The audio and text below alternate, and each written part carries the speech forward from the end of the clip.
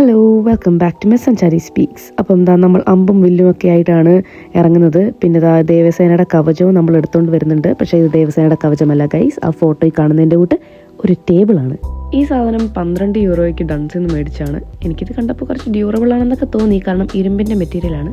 പിന്നെ ഇനി മുതൽ നമ്മളിങ്ങനത്തെ ചെറിയ ചെറിയ സാധനങ്ങളൊക്കെ മേടിക്കുമ്പം ആ സീരീസിന് നമുക്ക് പുതിയ പേരിടാം, അതായത് കൊച്ചു കൊച്ചു സന്തോഷങ്ങൾ.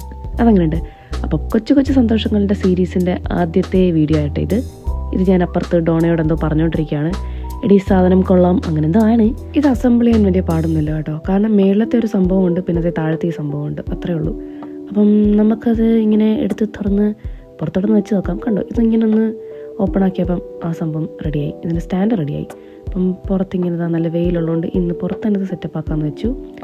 ഇതിങ്ങനെ ജസ്റ്റ് ഒന്ന് വെച്ചിട്ട് അതിൻ്റെ മുകളിൽ ഈ അടപ്പ് പോലെ അങ്ങ് വെച്ച് കൊടുക്കുക എന്നാണ് ഞാനും വിചാരിച്ചത്. പക്ഷേ അതിനും ഒരു നാക്കുണ്ട് ഗൈസ്. അതിൻ്റെ നാക്ക് അതേ സെറ്റാക്കി വെച്ചു.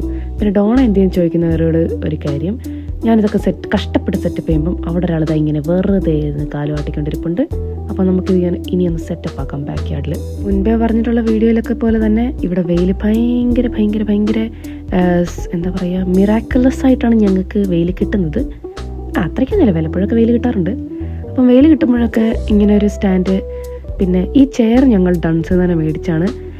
12 യൂറോ കൊടുത്ത് മേടിച്ച ഈ 2 ചെയർ ഞങ്ങൾ പിന്നെ ടെസ്കോയിൽ വന്നപ്പം ആണ് ഞങ്ങൾ നഗ്ന സത്യം പറഞ്ഞത്. ഈ ചെയർ ടെസ്കോയിൽ 2 എണ്ണമായിട്ട് മേടിക്കുകയാണെങ്കിൽ 20 യൂറോ എന്തോ ആണ്. പക്ഷേ അപ്പം എനിക്ക് വിഷമമായി, എൻ്റെ 4 യൂറോ പോയത്. പക്ഷേ ആ വിഷമം ഞങ്ങൾ ഈ സിപ്പപ്പ് പോലത്തെ സാധനം തുറക്കാൻ നോക്കിയപ്പോഴത്തേക്കും ആ വിഷമമൊക്കെ മാറി. ഇതിൻ്റെ ടെക്നിക്കാലിറ്റി അങ്ങോട്ട് മനസ്സിലായില്ല. അതുകൊണ്ട് ഞങ്ങളിത് ഫ്രിഡ്ജിൽ വെച്ച് ഫ്രീസറിൽ വെച്ച് ഐസാക്കി എടുത്തുകൊണ്ട് വന്ന് നോക്കാം എന്ന് വിചാരിച്ച് എന്താ പിന്നെയും ഇതെടുത്ത് അകത്തുകൊണ്ട് പോയി. എന്നാൽ പിന്നെ ഒരു ചായ ഇട്ടുകൊണ്ട് വരാമെന്ന് വിചാരിച്ചപ്പോഴാണ് ഞങ്ങളുടെ ഹൗസ് ഓണർ കയറി വന്നത്. പുള്ളിക്കാരിക്ക് ഞങ്ങൾ രണ്ടുപേരും ഭയങ്കര ഇഷ്ടം, അതുകൊണ്ട് പെട്ടെന്നൊന്നും പോകത്തില്ല. വേറെ വീട്ടിലൊക്കെ ആണെങ്കിൽ പുള്ളിക്കാരി വന്ന് റെൻ്റ് എടുത്തിട്ട് പോകത്തേ ഉള്ളൂ. പക്ഷേ ഇവിടെ അങ്ങനെയല്ല, ഇരുന്ന് കുറേ കാര്യങ്ങളൊക്കെ പറഞ്ഞിട്ടേ പോകും. അപ്പോൾ അങ്ങനെ 6:30 മണിക്കൂറിന് ശേഷം പുള്ളിക്കാരി പോയി. ഞാനിങ്ങനെ ലാപ്ടോപ്പ് എടുത്തുകൊണ്ട് വന്ന് ജോലി ചെയ്യാൻ പറഞ്ഞിരുന്നു.